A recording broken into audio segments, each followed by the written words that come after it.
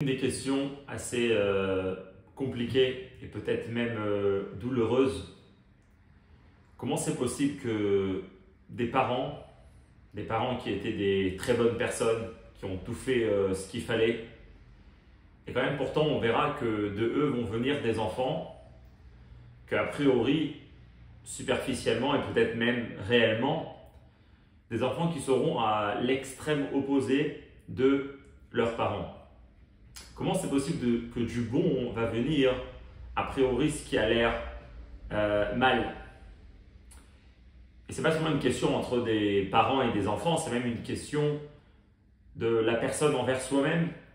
Une personne, il sait qu'il veut faire du bien, il cherche à faire du bien, il fait du bien. Et pourtant, souvent, il va faire face à des envies ou à des volontés de ne pas faire du bien. Il est peut-être attiré vers un autre côté que le bon chemin. Alors comment regarder tout ce monde-là de l'attirance de la personne envers des choses qui ne sont pas forcément les plus positives, et comment, entre parents et enfants, comment voir ce phénomène-là, et est-ce que réellement l'enfant se trouve dans l'extrême opposé, ou peut-être bien sûr la réponse sera juste qu'il est différent de ses parents. Bien sûr, pour discuter ça, l'exemple dans la Torah et le sujet qui raconte cette histoire-là et qui discute cette histoire, c'est l'histoire de Esav et Yaakov, les deux enfants de Yitzhak et Rivka qu'on apprend dans la paracha de Toldot, toute leur histoire. Et donc dans cette sikha-là, c'est une sikha dans Chelek Raf, le 20e volume de l'Écoute Sichot, la deuxième sikha de paracha Toldot. Le rabbi va discuter longuement justement l'histoire de Esav. Qui était réellement Esav, cet enfant qui a priori, comme on a l'habitude de parler de Esav, cet enfant violent, dangereux, qu'on essaye de l'éviter et qui n'est pas forcément la fierté de la famille. Quel regard avoir sur Esav? Et c'est une des sikhot que quand on vient pour l'étudier, c'est bien un peu d'oublier, ou pas d'oublier, mais de mettre de côté tout ce qu'on connaît auparavant sur Esav et essayer d'avoir une autre lecture qui est des mêmes textes, des mêmes livres qu'on a toujours étudiés, mais comment le rabbi va aborder le sujet. On verra réellement une autre histoire et un autre côté dans toute cette histoire de Esav qui nous apprendra énormément pour la vie. On commence.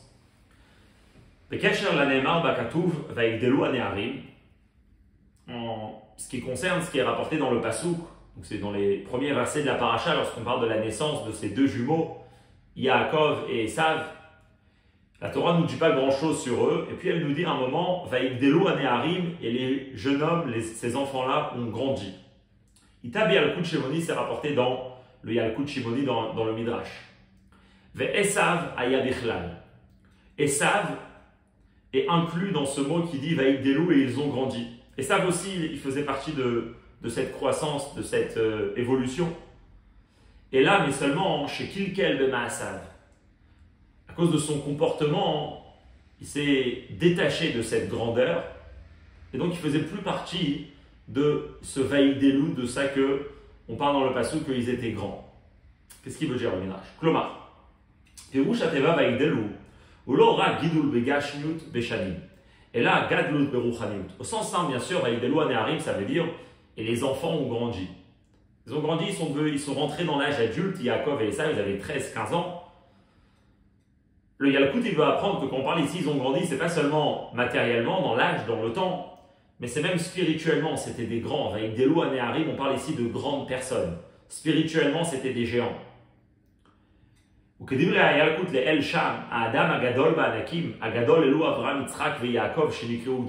Midrash il dit au sujet de Vaïgdelu, il y a un passage qui dit Agadol, les grands. Et c'est qui les grands? Le Midrash il dit c'est Abraham, Yitzhak et Yaakov. Comme on voit chez Abraham, c'est écrit le mot Gadol, chez Yitzhak et chez Yaakov. On trouve chez Yaakov, chez le troisième patriarche, que c'est écrit le mot grand. Et justement dans ce passage, Vaïgdelu Aneharim. Jusque dans ce passage, on ne voit pas seulement de grand de Yaakov, mais c'est au pluriel, donc on parle aussi de grand de Esav. Et qu'est-ce que le Midrash il nous dit? Le Midrash il nous dit qu'effectivement Esav, c'est quelqu'un qui était justement dans la même grandeur que Abraham, Yitzhak et Yaakov. ומה שמצינו לאחר זה שעשיו לא היה גדול ברוחניות, אלא להפך היה רשע, ולפי שקילקל במעשיו. Alors le Midrash doit continuer, dire que plus tard, on voit que dans la vie de Esav, on connaît que Esav, il n'avait pas forcément une vie d'un grand, pas seulement, pas forcément, mais il était même le contraire, ça s'appelait Esav Aracha, Esav l'Ampi.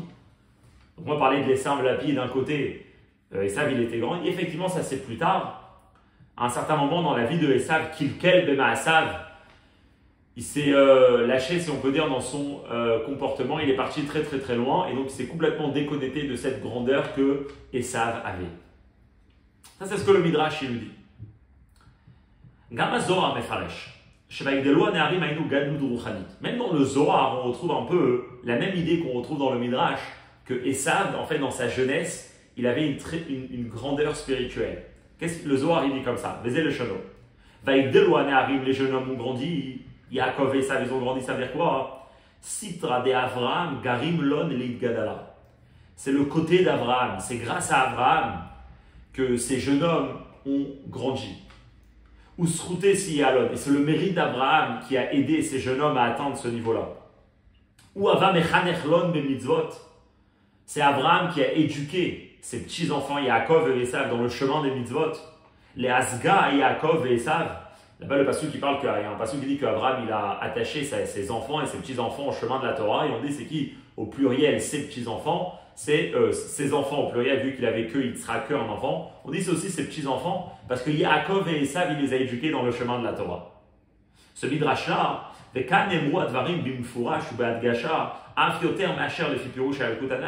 ici dans le Zohar, par rapport à la définition de Esav, les choses sont beaucoup plus claires et beaucoup plus accentuées que effectivement Esav il a atteint un certain niveau spirituel dans sa vie. Pourquoi? דיברה ילקוט אפשר לפרש בדוחק על כל פנים שמה שכתוב ויגדלו ביחס לעשיו אין משמעו גדלות רוחנית בפועל כי אם רק אפשרות להיות גדול ברוחניות אלא שקלקל במעשיו. Dans le midrash qu'on a ramené juste avant du Yalkut Shimoni, on peut lire, c'est vrai que le rabbi dit c'est bedochak, ça rentre pas vraiment dans les mots, mais on peut faire entrer ça, on peut pousser ça dans les mots, que Esav c'est pas quelqu'un qui a vraiment atteint une grandeur spirituelle à un certain moment dans sa vie. C'est juste qu'il avait un potentiel de être grand. Mais concrètement, il n'a pas dévoilé ce potentiel, il n'a pas révélé, parce que par son comportement, il est parti dans un autre chemin. Donc on aurait pu dire, en apprenant seulement le Midrash, que Esav, qu'on connaît depuis toujours, Esav Aracha, c'était toujours le même, il avait un grand potentiel et il ne l'a pas utilisé. Dans le Midrash, on dit ça, que la Gadout, c'est qu'un potentiel. Dans le Zohar, c'est écrit clairement, l'Id Gadala, qu'il était grand. Masha'en, kel bazoar ne'emar beferush, sheba yigdelu aynu she Yaakov et Esav ayu gdolim beruchaniot bepoel. Par contre, dans le Zohar, c'est écrit clairement que non. Yaakov et Esav, les deux en même temps, ils étaient des Gdolim, les Gadala, comme on a dit. Ve'ad, pas seulement c'était des grands spirituellement, les Asiyat à mitzvot bepoel, on parle dans Esav qui accomplit les mitzvot concrètement. Hu ava mechanechlon be mitzvot.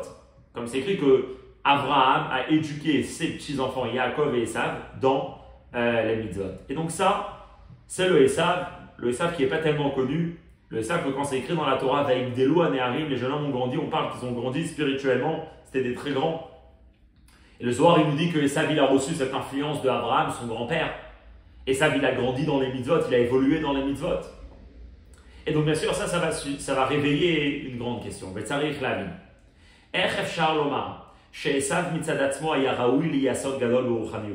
Comment on peut dire cette chose-là, que Esav, de lui-même, il était apte à être un très grand spirituellement, il avait le potentiel selon le Midrash, et peut-être Veyeteramizo et encore plus, Shaya Gadol Bepoel, concrètement dans sa jeunesse, il était vraiment un Gadol spirituellement. Et ce que verra que l'Acharézé Kilkel Bemaasav, c'est seulement plus tard dans sa vie, à un certain moment, il a décidé de changer de voie. Comment on peut dire une chose pareille?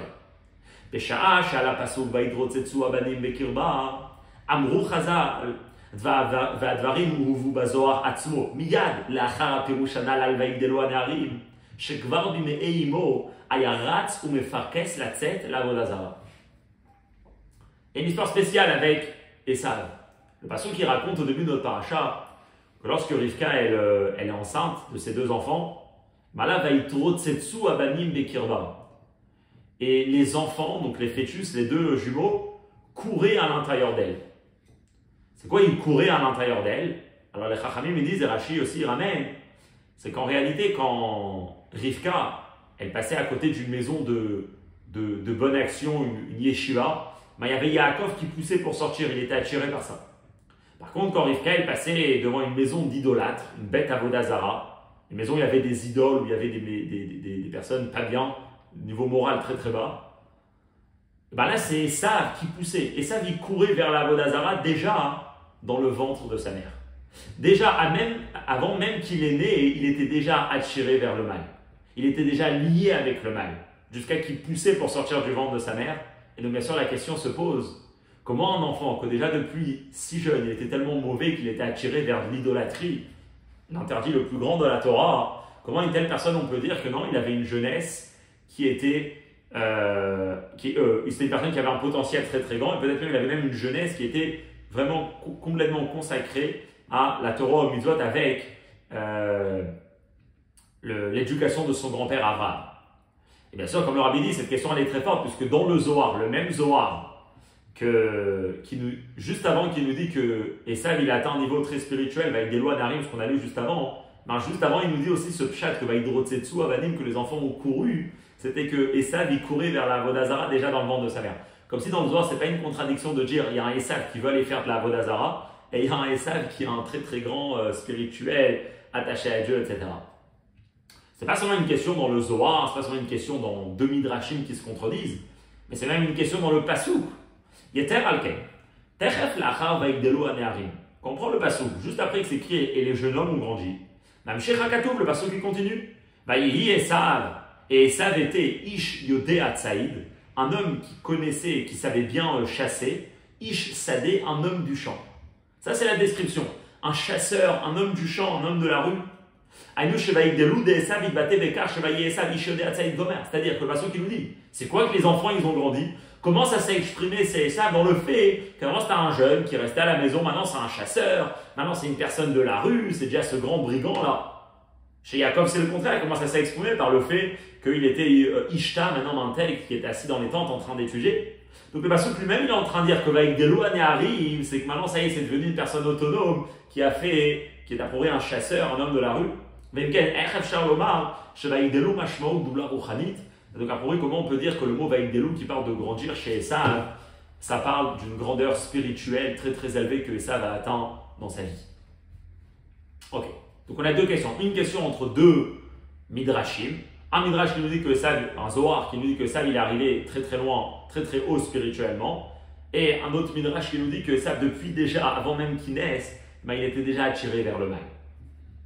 Et un deuxième passouk, c'est comment on peut mettre comment on peut faire rentrer ça dans le passouk, que la description de Esav à la suite du mot Vaïgdelou, c'est que c'était un Ish Yodé Hatzaïd et Ish Sadé qui a pourri quelque chose de totalement négatif. En particulier, si on va voir là-bas les commentaires de Rashi sur place, comment il parle que Yodé Hatzaïd, tout ce qu'il faisait Esav, c'était un assassin, c'était quelqu'un qui prenait en captivité les femmes mariées, plein de choses horribles à pourri qu'il a fait.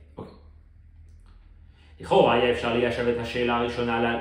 peut répondre à la question. Là, une question, comment on peut parler d'un jeune homme qui est très très haut, qui a une grandeur spirituelle, et d'un autre côté, déjà dans le ventre, il est mauvais. C'est peut-être ça n'a rien à voir. Ce qui se passe dans le ventre reste dans le ventre. Un enfant inné, il commence à zéro. Peut-être qu'on peut apprendre comme ça. Amrou Chazal, les Chachamim nous disent dans la Gemara Nida, Shetinok Bumeimo, un enfant, donc le fœtus dans le ventre de sa mère, mais la Mdinoto Kol Torah Kula. On lui apprend toute la Torah entière. Ça, c'est ce qu'un enfant connaît et est occupé pendant tous les 9 mois de grossesse. Mais une fois que l'enfant vient pour naître, un malach vient, ou Staro Alpiv et il le tape sur la bouche, ou Meshakro Kol Torah Kula et il lui fait oublier toute la Torah. Donc il y a énormément de choses qui se passent dans le ventre, dans la grossesse, mais avant de sortir du ventre, là il recommence à zéro par rapport à toute la Torah qu'il a étudiée. Comment ça se fait qu'il oublie toute la Torah? La raison essentielle pourquoi on ne veut pas lui mettre toute la Torah qu'il a étudiée, on ne veut pas lui laisser à la personne, ça serait sympa de naître en connaissant tout, non? Alors il était comme ça. Parce que si une personne n'oublie pas toute la Torah, alors on lui enlève le livre à lui. Si une personne y naît en connaissant toute la Torah, on peut déjà plus avoir Shari Tzarich Liot. À la base, une personne doit naître d'une façon que que la personne il a le choix entre la vie et la mort, entre le mal et entre le bien et le mal de façon égale, et la personne lui-même va aller choisir ce qu'il veut. Donc si on lui donne déjà toute la Torah, il n'y a plus le libre choix à la personne de choisir ce qu'il veut. Quand une personne il est face à la vérité, et il n'a plus devant lui la vie et la mort, il n'a que la vie devant lui. Toutes les choses ils sont claires quand on a la Torah en tête. De la même façon, dans le positif, si on peut dire, tout ce bien que l'enfant il a eu pendant toute la période de grossesse, il l'oublie et il est une personne neutre. Alors on peut apprendre aussi la même chose pour Esav. Il y avait quelque chose qui se passait dans le ventre, mais il n'est pas né avec ça. On peut comprendre aussi la même chose pour nous.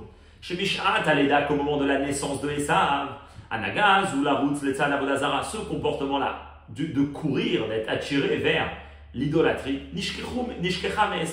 ça a été oublié d'Esav. Pourquoi? Pour qu'il puisse avoir le libre choix quand il va choisir, de choisir le chemin qu'il veut. Et donc en réalité, c'est vrai qu'il était comme ça pendant une période, mais ça a été oublié parce que c'était avant la naissance. Mais après l'éducation qu'il a reçue par Abraham et dans toute sa jeunesse, a pu avoir toute son influence. Et c'est pour ça effectivement qu'on parle d'un Esav d'un niveau très spirituel dans sa jeunesse. Mais c'est pas suffisant. Pourquoi? Qui sauf anagazo bimeimo tira boroshen. Teva shel meshicha l'avoda zara. Veze garam lekach sheperesh l'avoda zara begadluto. On ne peut pas dire ça parce qu'il y a eu une trace, il y a eu une marque de ce qui s'est passé de ce comportement-là qu'il avait dans le ventre de sa mère sur sa vie plus tard. Cette nature de Esav, d'être attiré à l'avoda zara, elle est restée avec lui après sa naissance. Et c'est d'ailleurs pourquoi plus tard dans sa vie, Esav va devenir un idolâtre. Parce que depuis sa naissance, qu'il avait cette nature-là d'être attiré vers l'idolâtrie, et bien plus tard dans sa vie, quand il a grandi, cette nature a pris le dessus. Et c'est pour ça qu'effectivement, il est devenu un idolâtre. On voit ça avec un Meforach Bazora, c'est écrit clairement dans le Zohar. Chez Prishato, la Avodazara, que le fait qu'il s'est détourné du chemin de la Torah pour aller vers l'idolâtrie, Achakar Begaluto, lorsqu'il est rentré dans l'âge adulte, Nilgrema Beginkar, Shayazé Dourte Deitrazele. Le Zohar dit parce que ça c'était l'endroit qui était fait, qui était apte pour Esav, parce que Mitzat Ritzato, la Avodazara Bimimo, puisque déjà dans son enfance, il courait vers la Avodazara, il était attiré vers la Avodazara. Le Zohar dit c'est pour ça que plus tard, il s'est détourné du chemin de la Torah, de l'éducation qu'il a reçue. Donc clairement, il y a eu une marque qui est restée de ça chez Esav. Ce que le Rabbi ici il est en train de faire dans la Sikha, c'est quelque chose de clair. On peut apprendre que Esav, Esav plus tard, il est devenu un brigand, bref, il est devenu un idolâtre, tout ce qu'on apprend sur Esav. C'est plus tard, son libre arbitre l'a amené comme ça, mais il était vraiment neutre à l'intérieur. Le Rabbi, il veut bien préciser que non. C'est clair dans ce Midrash, c'est clair dans le Zohar, que Esav est né avec quelque chose qui l'a accompagné déjà pendant son enfance et pendant sa jeunesse, son adolescence. Ça l'a accompagné et plus tard, ça s'est concrètement concrétisé comme ça. Et si Esav, il était toujours donc avec cette nature-là, ça a posé un problème. Alors comment on peut dire qu'une personne avec une nature tellement mauvaise, il peut être un grand spirituel? Déjà, il dit en parenthèse, il dit Vezua derer tochen adavar betzad akdusha anal. Shelimud kol haTorah kula bimeimo hu al menat she'achar ken tiye latinok meshicha laTorah af al pi she'achara meshach kol haTorah kula shekem kol makom motir limud ze bimeimo rosh hashanah. Car c'est la même chose dans le côté positif. Lorsqu'on dit qu'un enfant il étudie toute la Torah et après il oublie. Donc on a compris pourquoi il faut qu'il oublie, pour qu'il ait le libre choix. Alors donc on peut se poser la question, ça sert à quoi qu'il étudie? S'il étudie, après il va l'oublier. C'est écrit, le Rabbi ramène dans d'autres sikhot, qu'en réalité c'est pas pour rien. Le fait qu'il a étudié la Torah, ça lui crée un attachement avec la Torah, qu'au plus tard quand l'enfant, un juif, vient pour étudier la Torah, ben ça lui vient avec plus de facilité, parce que c'est quelque chose qu'il a déjà vu dans sa vie, quand il était dans le ventre de sa mère. Donc il y a eu une trace quand même qui reste plus tard dans la vie de la personne. Et donc ça va être la même chose avec Esav, que ce qu'il a vécu d'être attiré vers le mal, c'est quelque chose qui l'a accompagné même dans sa jeunesse. Veimken, et donc si c'est comme ça, Hadra Kushel al Durta, nous revenons au départ. Amrou, comment on peut dire chez Esav Yabechlal Agdolim que Esav faisait partie de ces grands? Esav il est au même niveau qu'Abraham, Yitzhak et Yaakov. Et là, chez Kilkel de Maasav, c'est juste plus tard, son comportement, ses habitudes l'ont amené à se détourner du bon chemin, mais de base, Esav, c'est une très bonne personne. Ok. Pour donc discuter ce sujet-là, le Rabbi va rapporter un autre midrash qui est rapporté sur Vaïdrotetsu Abanim. Le mot Vaïdrotetsu, comme Rashi il dit déjà, c'est un mot qui est un peu compliqué en hébreu par rapport à la grammaire, c'est quel mot exactement? Nous, on a traduit avant qu'ils couraient, parce qu'ils couraient, c'est-à-dire ils étaient agités et ils voulaient sortir. Il y a un autre midrash sur ce passage que le rabbi va ramener maintenant dans ses guillemets. À la passe, où va hydrotetsu abanim bekirba, amru chazal, pirush nosaf, shahidrotetzut ve'ameriva, ben Yaakov, le'esav, haïta ben achalat, shne olamot, bishvil haolam hazeh ve'olam haba. Le mot hydrotetsu, on peut aussi le traduire comme dispute, débat. Et que c'est quoi les enfants qui couraient, c'est les enfants qui se disputaient l'un avec l'autre. Et ils étaient en train de débattre et en train d'être dans un grand désaccord. C'était quoi le grand désaccord de deux petits bébés dans le ventre de leur mère? C'est l'histoire suivante. Yaakov et Esav se disputaient sur l'héritage des deux mondes, du Olam Hazeh et du Olam Haba. Qui va avoir le Olam Hazeh et qui va avoir le Olam Haba? Et c'était ça la dispute que Rivka, elle sentait à l'intérieur d'elle parce qu'ils se disputaient dessus. Et bien sûr, il y a la question qui va se poser, quel était le débat entre Yaakov et Esav? Tamoua. Ma aya tochen ameriva ben Yaakov et Esav. Quel était le contenu de la dispute entre Yaakov et Esav? Esav rafet ba'olam hazeh, et Yaakov ba'olam haba. Esav, par quoi il est attiré? Par l'olam hazeh, le monde matériel. Yaakov, olam haba, par le monde futur, par le Gan Eden, par le monde des Neshamot, par toute la spiritualité. Et donc, il n'y a plus de débat sur quoi, il n'y a plus de cause sur quoi discuter. Puisqu'on est clair sur chacun, qu'est-ce qu'il a envie. On a un Yaakov et on a un Esav. On a un Esav que lui, il est attiré par Ishadé, par le champ, par le matériel, par la chasse. Donc lui, il va prendre le Olam Hazeh, le monde matériel. Et on a un Yaakov que lui, il est complètement consacré et dévoué pour Torah au mitzvot. Donc par quoi il est attiré? Par le Olam Haba. Quelle est la dispute qui est entre les deux? Alors, puisqu'on parle d'une dispute, forcément que chacun débat sur la même chose. Donc, ça, il faut voir qu'est-ce qu'il faut dire. Chez Esav chafetz lo rak ba'olam hazeh, vechen Yaakov lo chafetz rak ba'olam haba, ela kol echad mehem chafetz b'shnei olamot. C'est pas que Esav il veut qu'un monde et Yaakov il veut qu'un monde, puisqu'il y en a deux, donc il n'y a plus de débat. C'est qu'en réalité, Esav il veut les deux et Yaakov il veut les deux mondes. Et ça, c'était la discussion. La question, elle est, aval alpiz et tamoua. Alors on doit être étonné. Comment on peut expliquer le fait que Esav Aracha, Esav Lampi, Esav qui est attiré par la Vodazara, il est attiré par le Olam Haba. Dans le Olam Haba, il ne trouvera rien du tout de tout ce qu'il est en train de trouver dans le Olam Hazeh. Il n'y a ni idolâtrie, ni toutes ses envies, et toutes les choses par quoi il est attiré, et toutes les choses par quoi il est en train de rêver, en train de vouloir. Il n'y a rien de ça dans le Olam Haba. Donc comment ça se fait que Esav il est en train de se disputer avec Yaakov, que lui aussi il a envie, pas seulement le Olam Hazeh, mais aussi le Olam Haba? Qu'est-ce qui crée chez Esav qu'il a envie aussi le Olam Haba? Ok, c'est Yvdalet. Yuvan behegdem abiu b'mamar chazal anal shekvar b'mei imo ratz Esav letzad avoda zara delechora adavar tamoa biyoter.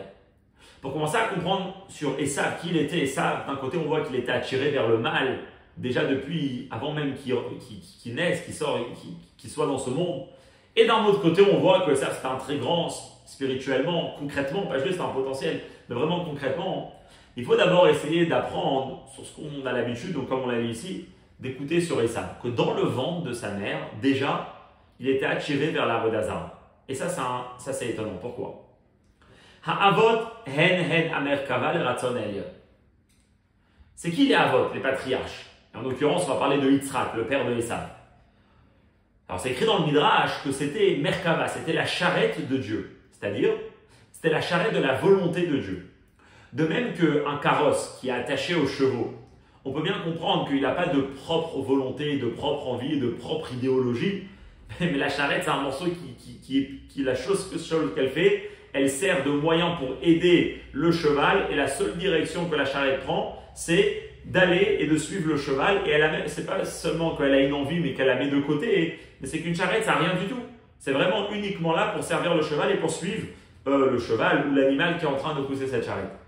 On dit que les Avot, les patriarches, c'était la même chose dans leur personne. C'était une personne que tout leur être, c'était la charrette de la volonté de Dieu. Ce que Dieu a envie, c'était quelque chose qui était chez eux la chose la plus naturelle, comme une charrette qui est en train d'être tirée par un cheval. Ou Kabiour, par un animal. Ou Kabiour, Rabbeinu Hazaken Betani, comme l'Admor Hazaken, il explique dans le Tanya, chez Kol Evariem Kulam, Lo Naasu Merkava Rak Le Ratzon Elyon Levado Kol Yemen. Tous leurs membres, tout leur corps et tout leur âme, toutes leurs envies, tout ce qui se réveillait à l'intérieur d'eux pendant toute leur vie, l'Admor Hazaken, comme ça il dit, c'était uniquement pour le Ratzon Elyon, pour Dieu. Il n'y avait rien à l'intérieur d'eux qui avait besoin d'être éteint ou d'être mis de côté ou d'être travaillé, parce qu'ils étaient vraiment complètement là pour Hachem. Ok. ואם כן, פשיטא שתולדותיהם נולדו בתכלס הקדושה. והיה בהם כוח אב, ואדרבה, העצמיות שלה. On comprend bien que quand il y a un enfant qui vient d'un parent pareil, l'enfant, c'est le résultat de son père. On comprend bien que l'enfant qui va naître, il va être dans la plus grande doucha possible. Et il va être avec toutes les forces de son père, et peut-être encore plus, il va même recevoir des forces que peut-être son père n'a pas encore dévoilées. Comme ça expliqué longuement, que parfois le père, un enfant, il peut récupérer des forces que son père n'avait pas encore révélées, mais lui, il peut réussir à les dévoiler concrètement. Ça va être l'enfant de Yitzhak. La question se pose. Ve'im ken, ech yitached, shebno c'est Yitzhak, imashech beterra shelo l'avod hazara. Comment Yitzhak peut avoir un enfant que dans sa nature, pas par sa volonté plus tard comme on verra, par sa nature depuis le départ, c'est inné chez lui d'être attiré par la Avodah Zara. Quel élément il y avait dans Esav qui pouvait lui dire va faire de la Avodah Zara? Il vient directement de Yitzhak, qu'il n'y a rien à l'intérieur de lui qui est autre que la volonté de Dieu. Alors on peut se poser la question, comment Bichlal Esav plus tard il est devenu un rachat si son père c'est Yitzhak? Alors ça c'est pas une question. Qu'un enfant il ne suit pas le chemin de son père, malgré que son père soit le plus grand sadique, c'est pas une question. C'est le fondement de la vie, une personne a le libre choix de faire ce qu'il veut. Ça que ça plus tard il va devenir un rachat, Enzo Kushia, c'est pas notre question. Sharik Kelbe Maasav, comme le Midrash le dit bien clair, c'est son comportement qui a fait qu'il est devenu comme ça. Kol Adam, chaque homme, ou Baal Bechira, donc chaque personne, chaque homme et femme, et a le libre choix, l'inhod, kirtsono, de se comporter comme sa volonté le veut. Ve'esav Bachar, et Esav avait choisi. Alors comment Esav va choisir autre chose que son père? Mipnei Asiva, l'entourage dans lequel il a grandi. À Kenaani, Asher Anochi Bekemo, il a grandi en terre de Canaan. La terre de Canaan qui avait un comportement qui était un des plus corrompus de la terre à l'époque, comme on va le témoigner quand les Juifs vont sortir d'Égypte. Donc Esav, concrètement, il était avec son père, mais il a vu d'autres choses autour de lui. Isko im Nimrod, lui-même, il était en lien avec Nimrod. Nimrod, celui qui s'est révolté contre Hachem. Donc tout ça, ça fait les calculs de Maasav qu'il a fini de se détourner du chemin de son père. Et ça, c'est pas une question, ça c'est la base de la vie. Ce qu'on est en train ici de accentuer, c'est que c'était ses comportements. Lui, Amaasim chez Aliadam, des comportements, des habitudes, des comparaisons que lui-même, par sa propre choix, il avait choisi de faire. Adavar Lobami Yitzhak Chaz Veshalom. C'est pas venu de Yitzhak, que Dieu nous en préserve. Et la Kediouk, la Shod Chazal, comme les Chachamim le disent bien clair, dans la Sechem Zachim, Yitzhak Sheyatsa Mimenu Esav, Ainu Sheyatsa Venifrad Mitrumo Shel Yitzhak. Esav, c'est qui? C'est quelqu'un qui est sorti de Yitzhak. C'est quoi sorti? C'est détaché de Esav. Pour avoir de Yitzhak, pour avoir un Esav, on est obligé d'avoir une déconnexion de Yitzhak, son père, parce que sinon on ne peut pas être dans le chemin du mal. Donc ça, c'est pas la question qu'on pose dans cette sikha. Arkanema, mais ce que l'on veut s'intéresser, c'est sur ce midrash qui nous dit que déjà dans le ventre, avant même que la personne nous pose même une question s'il a le choix de faire quelque chose, Arkanema Sheod, Beterem Nolad avant, même que Esav il est venu au monde. D'ailleurs, c'est-à-dire, avant même qu'il s'est détaché de l'attachement inné et essentiel qui est entre un père et une mère avec leur enfant, il est déjà attiré vers la Avodah Zara. C'est-à-dire qu'on est dans un monde, et ça va être le Chiddush de la Sikha qui est complètement Gdusha, et pourtant on peut parler d'une attirance vers la pire chose, vers l'idolâtrie. Et ce n'est pas juste une attirance superficielle.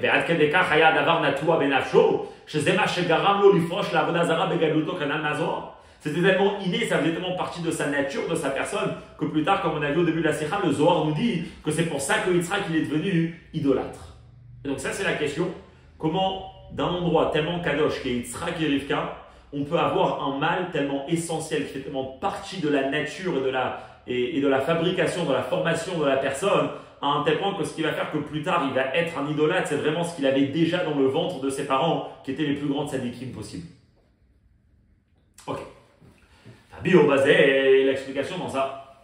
Yadoua be'inyan maaseh avot, siman lebanim, shemaaseh avot, ou הנתינת כוח לעבודת הבנים בני ישראל. ומזה מובן שכל אופני עבודת השם הקיימים אצל הבנים ישנם גם באופן של סימן על כל פנים במעשה אבות. Il y a une phrase qui nous dit que Maaseh Avot, l'histoire, le personnage des Avot et des patriarches, Siman les Banim, c'est un signe pour les enfants. Plusieurs explications, en sens simple. L'histoire de nos Avot qui sont racontées dans la Torah, c'est aussi un signe sur ce qui va se passer plus tard avec le peuple juif.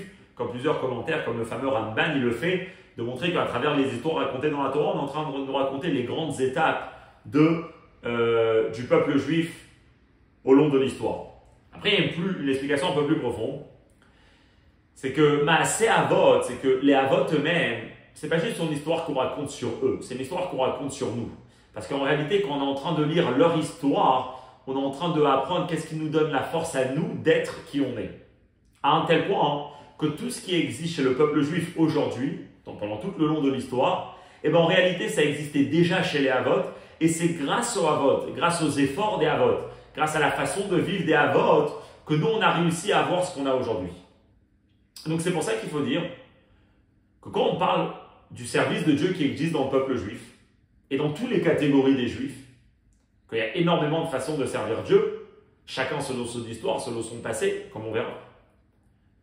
Et bien ça, c'est quelque chose qui existait déjà chez les Avot. Et il faut voir en tout cas une forme, ou une allusion, une comparaison, une ressemblance à ce qui se passe, à notre façon de servir Dieu, comment ça existe déjà chez les Avot. Ok. Alors quand on parle de servir Dieu, alors chaque jour c'est différent, chaque personne est différente, il y a des milliards de façons de servir Dieu, parce que chaque moment, qu'est-ce qu'Hachem nous demande, c'est différent. Mais si on veut un peu généraliser, alors là le Rabbi va ramener une idée qui est rapportée dans le Shmoneh Prakim, la Rambam, dans les 8 chapitres du Rambam.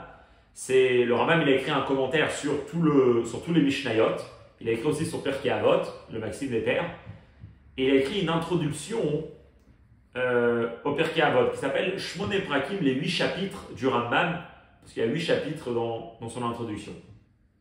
Ok. Et là-bas, le Rambam, il ramène quelque chose d'intéressant.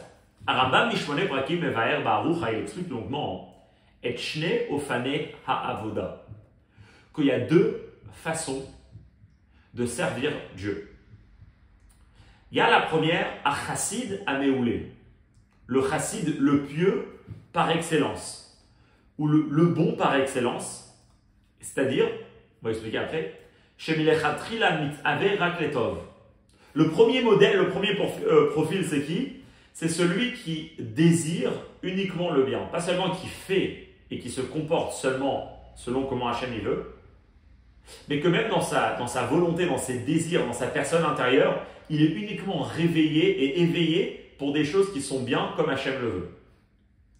Mais après, il y a un autre profil. Il y a celui qui conquit son penchant, qui conquit son yetzer, c'est-à-dire, c'est quelqu'un qui est éveillé, qui désire et qui a envie des mauvaises choses, des mauvais comportements, des comportements contraires à ce que Dieu veut. Alors ça, c'est pas une façon de servir Dieu. Alors c'est quoi ça, service de Dieu? C'est Veirbosh et Itzon. Mais lui, il se travaille pour conquérir, on va expliquer, son yetzer. Les 2 façons qu'il parle ici, c'est pas une meilleure que l'autre, c'est vraiment 2 façons différentes de servir Dieu. Les 2, ils sont très bien. Les 2, c'est des lechatrila, comment Hachem il a donné. Il y a différentes missions dans la vie pour différentes personnes. Il y a des personnes, c'est long, c'est juste sur ça, on peut s'arrêter longuement, on va pas s'arrêter sur chaque partie de la Sira. Mais il y a des personnes qui sont plus dans Chassid Ameoulé. Les choses depuis le départ chez eux, ils sont bien, ils sont faciles. Hachem, c'est pas une contradiction avec leur vie. Ce que Dieu a envie, c'est ce que eux ils ont envie. Les lois de la Torah, c'est pas des restrictions pour eux, mais c'est même eux leur façon de vivre. Par contre, il y a d'autres personnes que c'est tout le contraire. Eux, leur mission, pourquoi ils ont été mis dans le monde, c'est qu'ils ont été créés avec l'envie de faire tout le contraire de ce que Hachem veut. Mais Hachem, il a intéressé qu'on le serve par ça que la personne, elle va faire face à ce penchant-là qui est contraire à la Torah. Veirbosh, il va le conquérir. C'est quoi conquérir? Conquérir, c'est pas juste faire la guerre. Faire la guerre et partir, c'est se battre. Conquérir, c'est il y a un ennemi, je vais chez lui, je l'élimine et je prends son terrain et là la terre m'appartient. Comme les Juifs ont fait quand ils sont rentrés en terre d'Israël avec les 7 peuples qui habitaient. À tel point que la terre elle a changé nous, c'est plus la terre de Canaan, c'est la terre d'Israël. C'est la même chose dans la vie. Une personne, il a été mis dans ce monde pour justement être créés, qui sont attirés vers tout le contraire, qui se désirent tout le contraire de ce que Hachem veut, mitave la peulot arot, et leur travail, c'est de réussir à faire face à ça, pas les rejeter, mais à les comprendre, à travailler ses envies, à travailler ses désirs, et les raffiner, les élever jusqu'à qu'ils vont complètement les transformer dans le bien. Et c'est pas après pour atteindre un autre niveau, c'est vraiment ça la façon de servir Dieu. Donc ici, le Rabbi présente ça comme dans le Rambam là-bas, c'est deux sortes de personnes. La réalité, c'est que dans la vie, une personne il peut avoir des domaines où lui, il sent que dans ce domaine-là, il n'a pas de difficulté, c'est plus d'évoluer uniquement dans le bien. Et il y a d'autres domaines où ça lui demande énormément d'efforts. Pour l'instant, le Rabbi les sépare en deux, on verra c'est Yaakov et Esav peut-être. Mais plus tard, le Rabbi, bien sûr, il mélangera les deux parce qu'il faut avoir les deux dans la vie. En tout cas, qu'est-ce que le Rambam il dit? Qu'une partie essentielle de servir Dieu, c'est pas d'être uniquement dans le bien. C'est d'être attiré vers le mal, d'être attiré par un yéter qui est contraire à tout ce que Dieu a envie. Et la personne se travaille pour le transformer et pour le conquérir. Et là maintenant la question elle est intéressante. Si chaque façon de servir Dieu existait chez les Avot, comment on peut retrouver ça chez les Avot? Vu que les Avot c'était des personnes, comme on l'a dit tout à l'heure, intérieurement déjà ils étaient une charrette pour Dieu. La seule chose qui était animée à l'intérieur d'eux c'était la volonté de Dieu. Qu'est-ce que eux ils avaient besoin de conquérir? La question.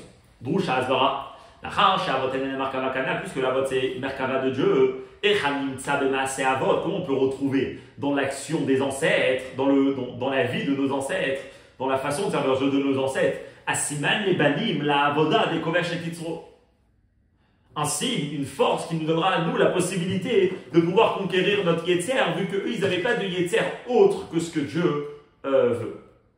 Et la question devient encore plus forte, parce qu'on va poser la question sur le kovesh et titzro, que c'est une personne qui sert Dieu, donc qui fait que du bien. Mais intérieurement, il a le monde intérieur, le monde émotionnel, le monde intellectuel, le monde psychologique de sa personne, il est très complexe vu que chaque fois, chaque chose c'est une bataille pour pouvoir arriver à bien se comporter. Mais au moins, concrètement, il est dans le bien. On sait que dans le peuple juif, il y a aussi une autre façon de servir Dieu qui s'appelle la teshuva. Le kovesh il fait rien de mal concrètement.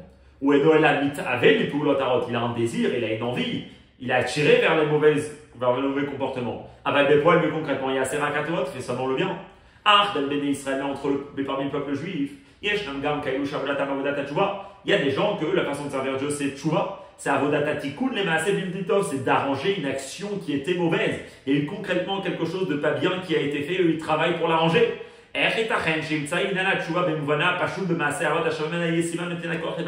Comment on pourra trouver la notion de la tchouva dans son sens simple, pas dans le sens de tchouva, ramener l'âme chez Hachem, etc. Dans son sens simple, une personne qui fait une avéra, comment on pourra retrouver ça chez les Avot, qui pourra être justement, comment eux ils vont nous donner la force à nous de pouvoir le faire. Parce que si ça n'existait pas chez eux, nous on ne peut pas avoir la force de le faire. Ok. Vav. Et Charles et Taretz. Alors on aurait pu répondre à cette question-là, et on va répondre, on va garder la réponse que le rabbi dit ici, il va juste un peu plus la développer plus tard. C'est vrai que les patriarches n'avaient aucun obstacle et aucun empêchement de l'intérieur. Dans leur monde intérieur, de leur âme, il n'y avait rien qui les réveillait, qui les poussait à les faire contre ce qu'Hachem veut, donc il n'y avait aucun obstacle intérieur. Intérieurement, ils étaient complètement en paix avec la volonté de Dieu. Mais Kol Makom, ils vivaient dans un monde où le monde leur créait des obstacles pour la volonté de Dieu. Où le monde autour d'eux n'était pas comme Hachem voulait. Ziva, Canaan, comme on parlait avant, et ça, il a grandi avec Yitzhak, Yaakov, Abraham, ils ont grandi en Canaan, après il est parti à Haran. Donc dans leur monde, il y avait autour d'eux des choses qui n'étaient pas comme il fallait. Et donc eux aussi, ils avaient besoin de se battre, si on peut dire, de les conquérir et de les transformer, de les influencer pour pouvoir les transformer en bien. Et donc on peut dire que dans la vie des Avot, il y avait deux catégories, il y avait deux façons de servir Dieu. Il y avait Avoda Balia, Medarga, Medarga, Bidusha Goufa. Il y avait le travail avec eux-mêmes qui était uniquement dans la sainteté, uniquement dans le bien, de monter de niveau en niveau, Yelchum Echaïl Al-Chaï. Et après, ils avaient leur interaction avec le monde autour d'eux qui n'était pas comme eux, que là, ils avaient besoin de dévoiler cette force de pouvoir conquérir les choses mal et les transformer. Et ce travail-là, le fait que la vote, ils ont surmonté les obstacles de l'extérieur, des gens autour d'eux qui pouvaient être une mauvaise influence, ils ont réussi pas seulement à les surmonter, même à les transformer, à avoir eux une influence sur ces gens-là. Eh ben, c'est ce qui va être le Netina Koach, le don de force, donc ce qui va donner la force à nous les enfants de pouvoir faire notre travail avec notre monde intérieur, de notre Yetzer qui nous attire vers des choses qui ne sont pas ce qu'Hachem il a envie. Donc leur travail avec le monde autour, c'est ce qui va être pour nous une possibilité de travailler avec notre monde intérieur qui nous réveille des obstacles qui est contre Dieu, Kovesh et Titzro. Mais c'est pas bon. Pourquoi? Pour lui, c'est pas suffisant comme explication. Car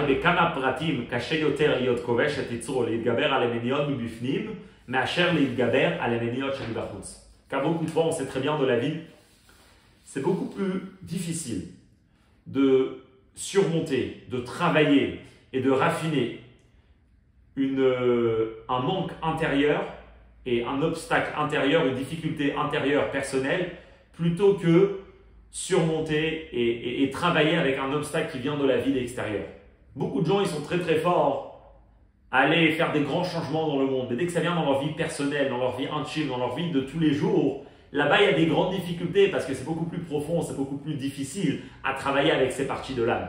Et donc de dire que les Havot nous aident par le fait qu'eux, ils avaient des obstacles de l'extérieur et pas intérieur, c'est un peu difficile puisque le travail que nous, on a besoin, c'est beaucoup plus de force que juste conquérir le monde extérieur. C'est conquérir le monde intérieur. Ou le fils est donc,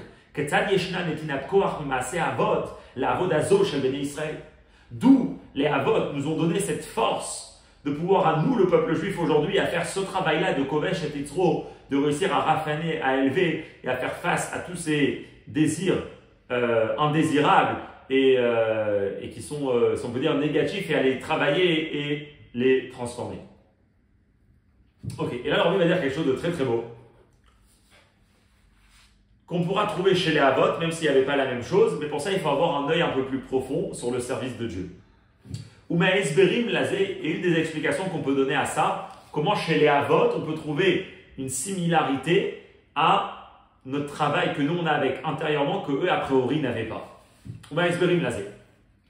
Ma'alat akovesh et Titzro, hi bekach, shegvura zu keneged Titzro megala ou mevatet ad kama chazaka hi itkashruto el hakadosh baruch hu. כשאף על פי שהוא מתאבל לפעולות הרעות. מכל מקום, אין בכך כדי להחליש את רצונו, לשמוע בקול השם ולעשות אך טוב. Quand on voit une personne qui réussit à surmonter à ses désirs et ses envies qui ne sont pas les volontés de la Torah, qu'est-ce qu'il y a de fort dedans? Ce qu'il y a de fort, c'est pas... et ce qu'il y a de grand dedans, c'est pas forcément l'action en elle-même qu'il a réussi à se taire et à transformer cette envie. Ce qui est important de comprendre, c'est que le but de tout ça, c'est que c'est grâce à ça qu'il s'attache à Hachem, en d'autres mots. Si une personne, il a une volonté qui est très très forte pour quelque chose de mal, et il réussit à ne pas l'écouter, et à même faire le contraire, et à faire que du bien, c'est forcément que c'est une personne qui est attachée avec Hachem, avec un lien qui est plus fort que tout ce qu'on peut s'imaginer, à un tel point que même s'il désire quelque chose de négatif, eh ben, il arrive quand même à être plus fort que ça et à surmonter. Donc en réalité, c'est vrai que dans la conscience de la personne, c'est vrai que dans le concret de la personne, lui, il est en train de travailler avec son Yetzer, mais ce que cette histoire est en train de nous raconter, c'est qu'ici, il y a une personne qui a un attachement avec Dieu qui est plus fort que tout, et c'est ce qu'on est en train de voir à travers le travail qu'il est en train de faire avec soi-même. C'est vrai qu'il y a le travail concret, mais ce travail concret, c'est qu'un résultat de ce lien intrinsèque que ce juif a avec Hachem. C'est pareil quand une personne il fait face à ses plaisirs, à ses pulsions, ces choses pas très bien.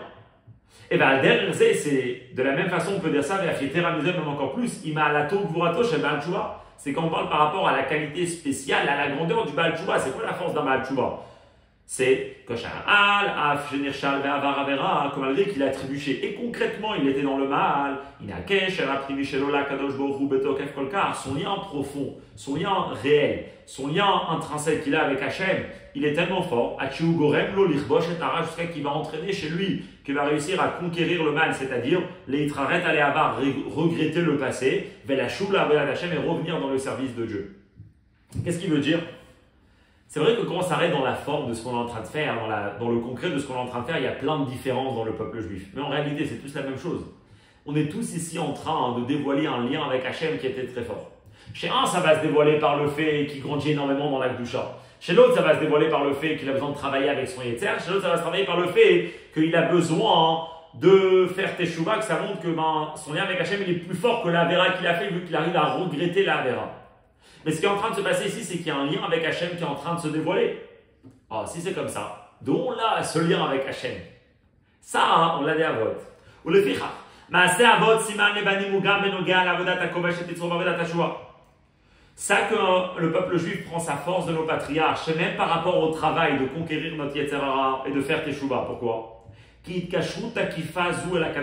Car un lien tellement fort avec Dieu. Qu'aucune chose peut l'affaiblir, qu'aucun désir, qu'aucune avéra, qu'aucune vie avec tellement d'avérotes pourra l'affaiblir, parce qu'on fait Teshuvah toute notre vie. D'où il vient ce lien tellement fort qu'on a avec Hachem? Baal uvnei Israël biyerusha me'avot. Ça vient justement en héritage de nos patriarches. Que toute leur vie ils étaient une merkava, donc cette charrette là pour Dieu, d'une manière que pas seulement que concrètement il n'y avait pas de séparation avec Dieu, mais c'était même pas possible d'avoir pour eux une séparation et une déconnexion d'Hachem. Et donc c'est pour ça que ce lien là, qui est en réalité la vraie force d'une teshuva, la vraie force d'un service de Dieu, ça, c'est ce qu'on reçoit des avot. Mais la reine, c'est pour ça, mais si batagura, sheito, qui a fait quelque chose de la kadosh baruch hi netinat koach lebanim legabe abeniot sheyesh lahem mibifnim. Donc c'est pour ça qu'on peut expliquer que c'est vrai que comment les avot, ils ont montré que leur lien avec Hachem, il est plus fort que tout ce qu'on peut penser. C'est quand eux, ils avaient des obstacles avec le monde extérieur qui étaient contraires à Hachem. Et pourtant, quand ils ont réussi à les surmonter, on a vu que ce lien-là, il était plus fort que tout. Et chez le peuple juif, dans le reste de l'histoire, ça ne va pas être qu'avec le monde extérieur, ça va être avec le monde intérieur qui est plus difficile. Mais d'un autre côté, ça c'est que dans la forme qu'il y a une différence. Dans le fond, on a ici un juif qui est dans le même attachement de son père, Abraham, Yitzhak et Yaakov. Il est dans le même attachement et c'est ce qu'il est en train de dévoiler à travers son travail de conquérir son Yetzer Hara ou de faire Teshuvah. Et ça, c'est le point que le rabbi voulait discuter ici dans le Seif Vav, qui nous apprend que quand on veut relier que la Avodat Hashem, c'est ce qui va nous amener au Seif Zayin, mais le point essentiel qu'on veut retenir ici, qui est tellement important, c'est que souvent on peut voir différentes façons de servir Dieu, comme une séparation entre les Juifs, ou un niveau plus haut, plus bas. Le rabbi veut dire, si on voit dans un œil un peu plus profond, il n'y a pas de différence. Comment ça va s'exprimer? Il y a une différence, mais dans le fond, tous c'est la même chose. Le lien d'un Juif avec Hachem qui est en train de s'exprimer d'une manière ou d'une autre. Une fois qu'on a réussi à relier les Avot avec le Kovesh et Titzro et avec la Vodat Teshuvah, parce qu'en réalité, dans le fond, c'est tout la même chose, maintenant on pourra avancer à l'étape suivante. Kevan, Shavodat Avot etralka lishna sugim anal, הדבר ישתקף גם בתולדותיהם. לאבות היו שני סוגי תולדות בהתאם לשני סוגי העבודה יחסית הנעולה והכובש את יצרו.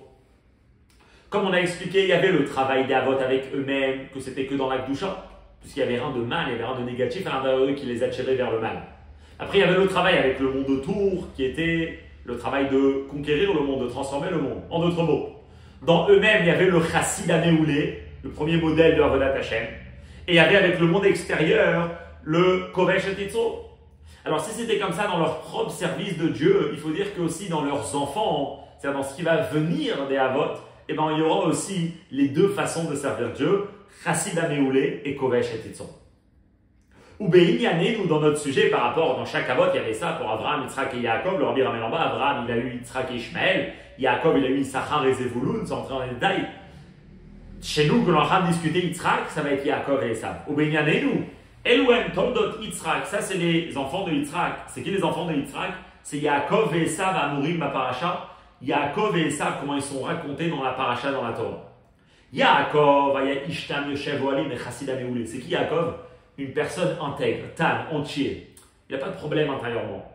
Il n'a pas eu des difficultés intérieures. Il est Yoshev, Oalim, il peut être assis dans les tentes et rester toute sa vie dans les tentes. Il représente le service de Dieu qui est Chassid Améoulé. Les choses, ils sont directement liées, attachées, connectées avec Hachem. Par contre, il avait un autre enfant. Mais Esav, Aya Ishiodé Hatsaïd. Par contre, Esav, c'est la personne qui sait comment chasser, la personne qui va à la chasse, c'est-à-dire Behet Em la Avodat Akovesh et Titzro. Esav va représenter celui qui est attiré par le mal, mais que son travail c'est de conquérir le mal, ne pas Shalom, concrétiser l'envie et le désir négatif, mais au contraire de lui faire face, de le travailler, de comprendre qu'est-ce qu'il peut apprendre de là et de le ramener dans la Kedusha, puisque c'est pour ça que Hachem il l'a mis dans le monde. Donc de Esav, de Yitzhak, dans sa propre vie, il y avait Chassid Ameoulé et Kovesh et Yitzro, il y a eu aussi ça dans ses enfants, Yaakov et Esav. Et cette idée-là qu'on parle, c'est quelque chose qui a commencé avant même qu'ils sortent dans le monde. Déjà quand ils étaient des enfants dans le ventre de leur mère. Et ça, c'est ce qu'on est en train de raconter quand ils sont en train de courir un vers la Vodazara et l'autre vers les bonnes actions, vers les yeshivot de l'époque. Ça va être quoi tout le chidouche qu'on est en train de dire ici? Et ça, c'est vraiment un point très fort de la sikha qui change toute notre vision de voir les choses. C'est que juste le fait qu'une personne est attirée par le mal ne montre en rien du tout que c'est une personne qui est mauvaise. Parce que Milechatrila, comme le Rambam il dit, c'est un yesod dans tout le service de Dieu. Dieu, il a mis une façon de servir Dieu qui n'est pas un bédievet, mais c'est un lechatrila. Servir Dieu, c'est avoir un yetzer qui est contre Hachem et de le conquérir. Et ça, c'est comment Esav il était chez ses parents. Et pour ça, il n'y avait rien de mal. Venons voir.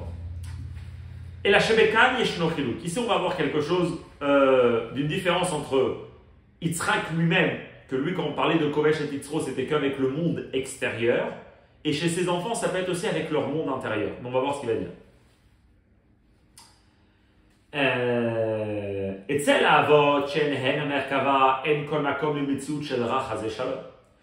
les avot, chez les patriarches, que eux, ils sont Merkava pour Hatzon Elyon.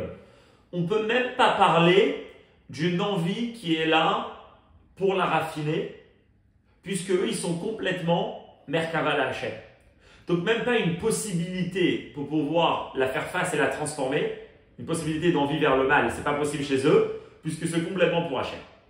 Hachem, quel bétolotem est chez leurs enfants. C'est quoi leurs enfants? Les enfants, ça va quelque chose qui sont, d'un côté, ils viennent des parents, mais ils ne sont pas les parents. Alors là, yeshmakom les metziut shelra. Là, on peut parler effectivement chez leurs enfants qu'il y a du mal qui existe. Mais, arbiotam toldot shel avot enzera mamash ragamo. Mais puisqu'on parle ici des enfants des avots, on ne parle pas de quelque chose qui est réellement mauvais. Ki im zeu beofen shemetziut ara ena ela kede leorer bahem al yedeze et inyan hakovesh et yitzro. C'est qu'il y a du mal qui existe uniquement pour réveiller chez eux et pour les amener à un travail de conquérir leur Yetzer Hara. Et ça, c'est toute la Nekuda de la Sikha.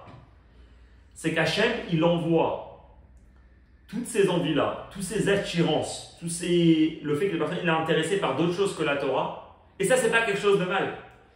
De les regarder comme quelque chose de négatif, c'est vraiment contraire à la Torah.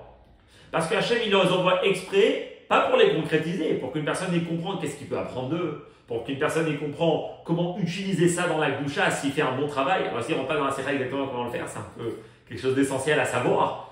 Mais en tout cas, ça, c'est pourquoi Hachem il aimait. Donc, si c'est comme ça, on peut très bien parler, on va sauter la parenthèse, on peut très bien maintenant comprendre l'histoire de Esav. Horato, Veledato, Beteva, Shalmeshicha, la Vodazara. Le fait que Esav, déjà dans la grossesse, déjà depuis le départ de sa naissance, depuis le départ de sa création, et après quand il va naître, il avait cette nature d'être attiré à la Vodazara. Il n'y a rien de mauvais dans ça. Ayou Mitzad Yitzhak, Rak Edesh Aleze Tuchal Yitkaim Avodat HaKovesh HaTitzro. Mitzad Yitzhak, c'était uniquement pour que Esav, dans sa vie, lorsqu'il va naître, il pourra faire le service de Dieu qui s'appelle Kovesh HaTitzro. Et donc, c'est pas un problème d'avoir ça. Et c'est pour ça que Esav, comme on verra, il a pu grandir une enfance où il était très bien parce qu'il a réussi à faire ce travail d'être Kovesh HaTitzro. Et là, chez Esav aya Baal Bechira, mais puisque Esav, c'est un Baal Bechira, c'est une personne autonome, indépendante, qui a le choix de choisir dans sa vie ce qu'il veut faire, qu'elle le met à Esav. Alors il s'est mal comporté, il s'est déconnecté de la santé de Yitzhak ben Nahag, les pères qui se comportaient dans le contraire, c'est-à-dire il a amené ce mal qui était à la base uniquement un potentiel pour pouvoir servir Dieu, et il a concrétisé que là, à ce moment-là, il s'est séparé de Dieu. Et ça, c'est l'histoire de Esav, que l'Orbi a rencontré un peu plus dans le Seif Tet. Et ce qu'on est en train d'apprendre ici, quelque chose d'intéressant, c'est que une fois qu'on En fait, on n'est tellement pas habitué à ça. Souvent, quand on pense au service de Dieu, on cherche la perfection, on cherche que du bien. Et peut-être les gens ils cherchent ça parce que c'est plus facile, c'est plus simple, les choses ils sont plus claires, c'est moins complexe. Mais d'un autre côté, ici, ce qu'on est en train de voir, que une mission essentielle que beaucoup de personnes ont été mises dans le monde, et peut-être que même on a des moments comme ça, des moments comme ça, c'est effectivement pour avoir ces pensées négatives, de dépression, d'anxiété, de difficulté, que la personne, presque parfois, elle va s'identifier avec ça, jusqu'à qu'on dit que c'était une nature chez Esav. Mais donc, il faut comprendre que tout ça, ça a été envoyé pour qu'une personne y tire quelque chose de ça pour le service de Dieu. Une fois qu'on voit Esav de cette manière, alors maintenant on pourra comprendre. Parce que finalement, dans la vie, on va rencontrer beaucoup de Yaakov et beaucoup de Esav. Les deux, ils vont servir Dieu. Mais les deux, ils vont être deux personnages et deux profils complètement différents. Même leur façon de parler du judaïsme, il va être complètement différent, comme on verra maintenant. Leur façon de présenter le judaïsme, leur façon de vivre, leur façon de vouloir pratiquer, même si on est tous dans Torah ou Mitzvot, ça va être complètement différent. Je sais que des fois, peut-être, ils vont même pas s'entendre. Bien sûr, ils vont faire le travail, puisqu'il est correct, c'est trop de s'entendre. Mais par nature, ils vont avoir le même judaïsme, ils vont avoir la même Torah, les mêmes mitzvot, mais la façon de faire, elle va être complètement différente. Et ça, c'est important de l'accepter, puisque souvent, on veut mettre tout le monde dans le même paquet, dans la même façon d'être. Par le débat qu'il y a eu dans le vent de la mer entre l'héritage des deux mondes, on pourra apprendre quelque chose d'énorme sur qu'est-ce que chacun est en train, ces deux personnes, ces deux juifs, ces deux frères, ces deux jumeaux, qui sont peut-être très connectés l'un avec l'autre, sont les deux en train de chercher quelque chose de complètement différent, même si les deux, ils sont reliés avec Hachem. Et les deux, ils cherchent Hachem. Alpiz et tout va bien, maintenant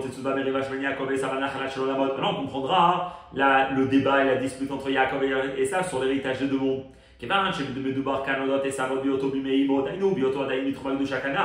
Puisqu'on parle de Esav lorsqu'il est encore dans le ventre de sa mère, c'est-à-dire lorsqu'il est encore attaché à ses parents, lorsqu'il est encore dans le domaine de la Gdusha, Aremouvan, on comprend bien, sa volonté, son désir pour hériter ce monde-là, ou Inyan Bigdusha, les Ma'aliuta, c'est quelque chose de positif, c'est quelque chose de sain, c'est quelque chose de bien, parce que vous Baketotsam et Karche Savaya Toldot Yitzhak, ça vient en tant que Esav, en tant que le fils de Yitzhak, quand il n'est pas encore devenu le Esav qui s'est détaché du chemin de la Torah, vu qu'il est encore dans le ventre de sa mère. Là, on peut vraiment comprendre que vouloir les deux, vouloir quelque chose de la vie, ça va être complètement différent chez Yaakov et chez Esav. On verra.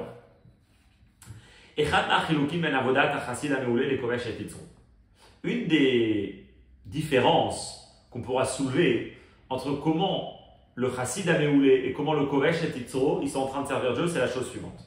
Le Chassid Améoulé,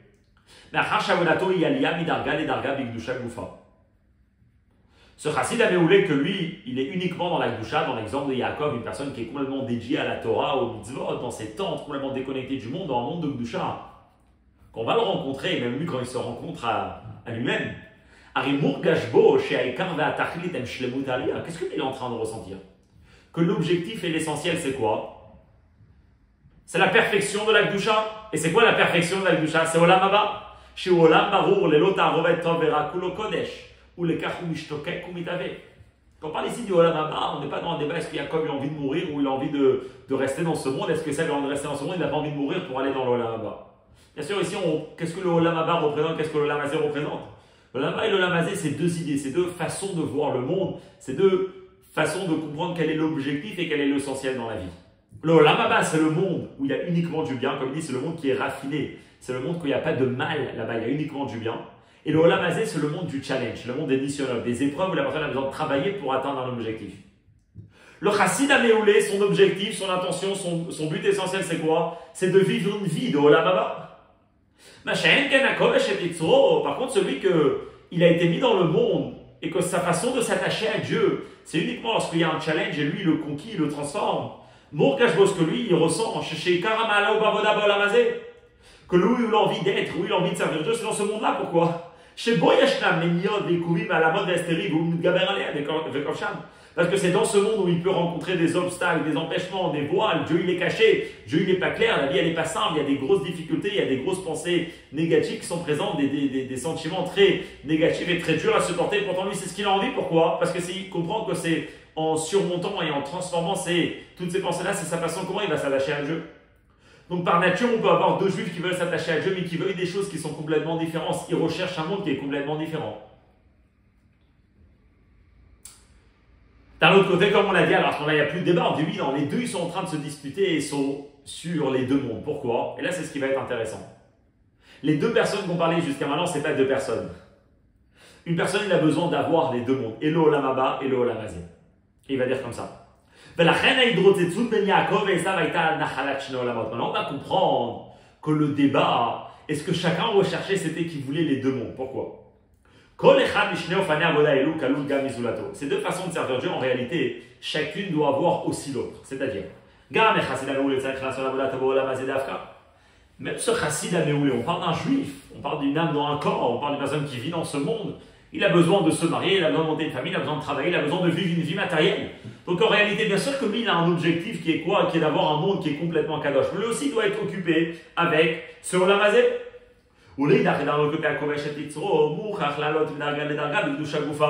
מחובתו להתנתק מעולם הזה, ואפילו מהעבודה לתיקון העולם הזה, לברר את העולם הזה ולהפכו לקדושה, ולהקדיש עצמו מזמן על כל פנים, לעבודת העולם הבא שבעולם הזה יושב אוהלים. D'un autre côté, même celui que sa mission c'est d'aller dans le monde, c'est d'aller dans son monde intérieur et de faire face à toutes ces choses qui ne sont pas forcément bien, lui aussi il a le devoir de ne pas constamment être connecté avec ce monde-là. Il a aussi le devoir, alors il dit très intéressant, de temps en temps de complètement se déconnecter, pas seulement du monde matériel, du monde des épreuves, mais même de sa façon de servir Dieu qui a à chaque fois essayé de ramener Dieu avec la vraie personne qui est, que souvent elle est contraire à Hachem, donc il a besoin de faire ce mariage entre les deux. Souvent il a besoin de se déconnecter de ça et de consacrer des moments où dans ces moments-là, il est que dans le Olam Haba. De la même façon que celui, le Chassid Améoulé qui désire le Olam Haba, il a besoin de rentrer dans le Olam Hazé. Pareil, le Kovesh et Yitzro, il a besoin d'avoir des moments dans sa vie où il est uniquement Olam Haba. Quand on ramène une autre pas très intéressante. Il dit quand même qu'il y a un business, malgré que lui il étudie la Torah, mais il faut que quand il étudie la Torah, il soit comme un Yoshev Ohalim. Il soit comme quelqu'un qui est assis à la Yeshiva, qui est complètement déconnecté. C'est ce qu'il doit avoir dans sa vie lui aussi. Si finalement chacun il doit avoir les deux, quelle est la différence? Alors il dit comme ça. Et la shachilou benemu, shetz ala chassid ameoula yeveda la olam hazé bishvil olam haba, leagia bemsaout olam hazé ledargan alim bioter balia bakodesh, velo etzel hakovesh et yitzro davar ulehepech isko binyan yoshev ohalim, ou kedesh avodato im ou betoch olam hazé tieveda chnen hashemut. C'est juste qu'est-ce que chacun est en train de rechercher.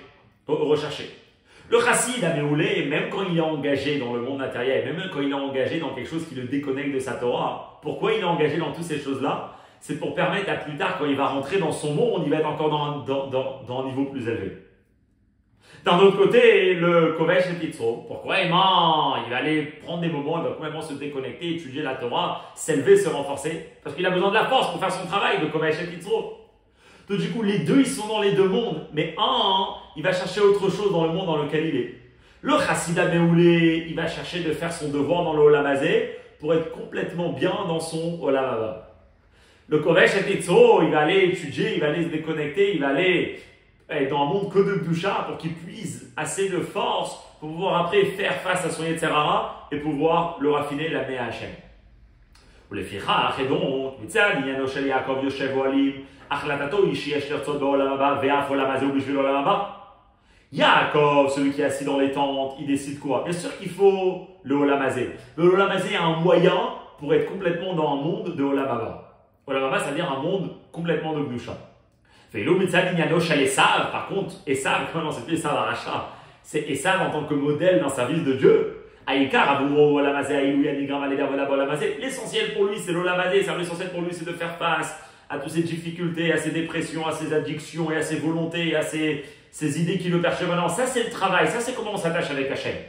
Et quand il va aller dans la Torah, quand il va aller se déconnecter du monde pour aller puiser des forces spirituelles, c'est obligé la Avoda Ba'olam Hazé, c'est pour qu'il revienne dans ce monde-là, que pour lui c'est l'essentiel de sa vie, encore beaucoup plus fort, encore beaucoup plus courageux, pour aller prendre des nouveaux challenges, pour aller encore plus raffiner et travailler sa personne.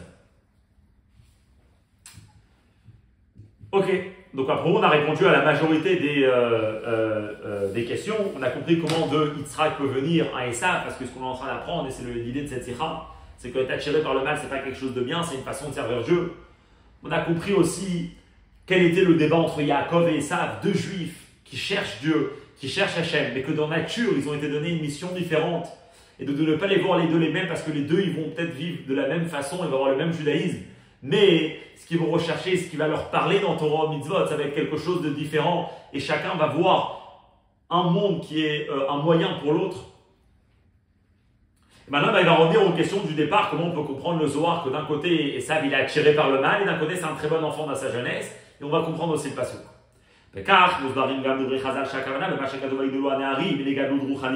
Maintenant, on comprendra ce que les Chachamim nous disent, que quand on dit que les jeunes hommes, ils ont grandi, on parle de grandir pas seulement dans l'âge, mais on parle de Esav, d'un grand tzaddik.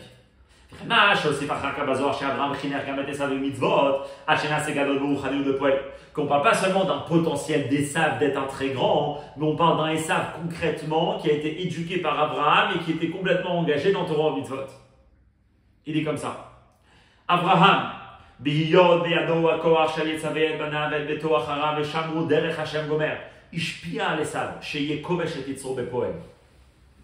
Abraham, comme la Torah nous raconte, c'était une personne qui a attaché ses enfants et sa famille pour pouvoir garder le chemin de Dieu. Abraham, il avait cette force spéciale de se connecter à un enfant comme Esav. Abraham, il avait cette force, il ramène en bas intéressant, dans la note 38, c'est tout un autre monde. Pourquoi Yitzhak, il n'a pas tellement fait ça? C'était plus Abraham qui l'a réussi. C'est écrit que le jour où Abraham, il est niftar, c'est là où Esav, il s'est détaché de son chemin.